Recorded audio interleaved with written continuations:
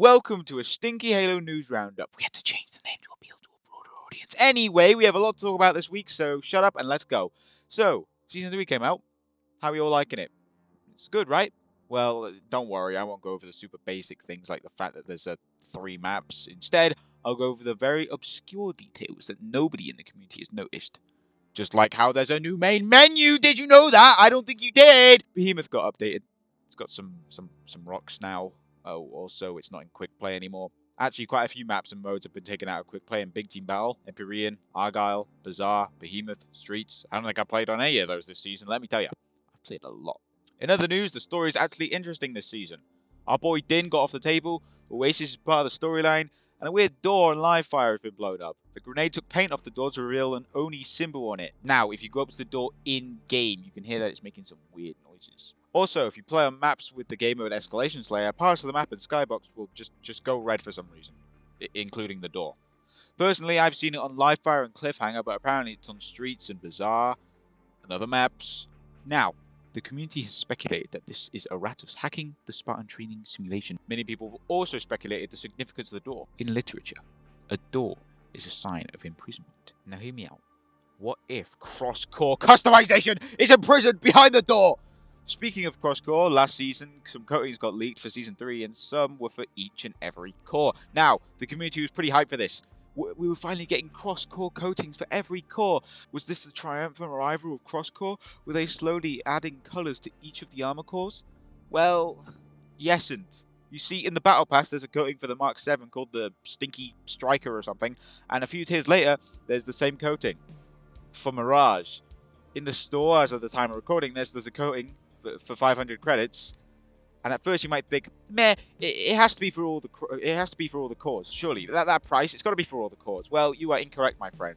That is 500 credits for the Yoroi armor core only.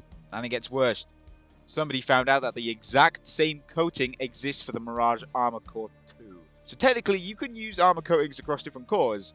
You just need to buy each one individually. I did the maths, and if you wanted to get one coating for every core, and if it was at the price tag of 500 credits, it'd be 3,500 just to get one coating across every core. But maybe we shouldn't overreact. Maybe the coating for Mirage isn't meant to be sold to the players. Let's give 343 the benefit of the doubt and assume that they're making that cross-core and they accidentally added it to the files early or something.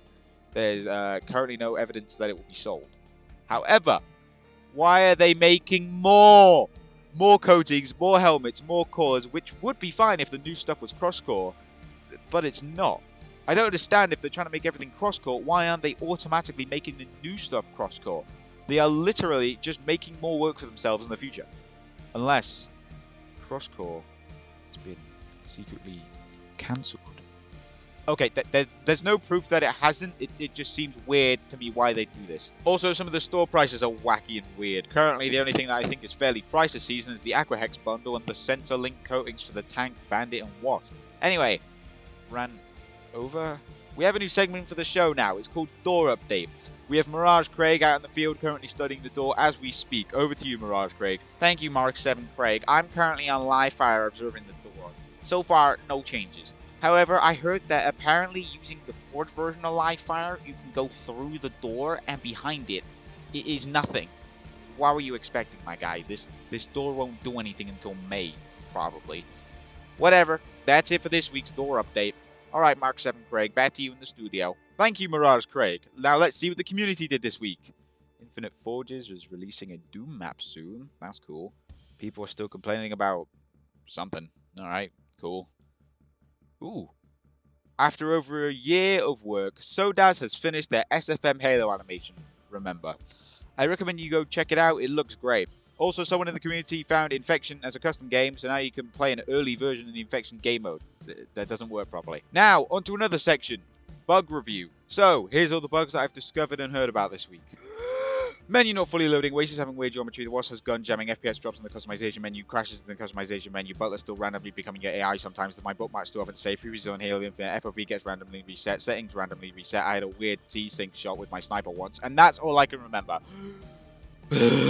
However, they did fix the offline glitch, which if you watch my streams, as you should, you would know, I hated that bug so much. Have you got any SHN suggestions? Have you got a sexy Spartan that you just want to show the world? Would you like to become part of an army that I am building? However, I can't give away the plan just yet.